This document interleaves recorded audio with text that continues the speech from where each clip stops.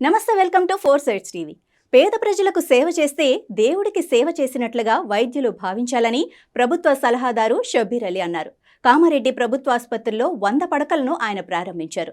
ఈ సందర్భంగా మాట్లాడుతూ వైద్యులు అంకిత భావంతో పనిచేసి ప్రజల మన్ననలు పొందాలని తెలిపారు.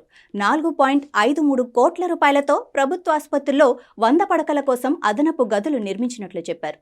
ప్రభుత్వ ఆసుపత్రిలో సాధారణ ప్రసవాల సంఖ్యను పెంచాలని వైద్యులకు సూచించారు. సమస్యలు ఉంటే తన దృష్టికి తీసుకురావాలని చెప్పారు.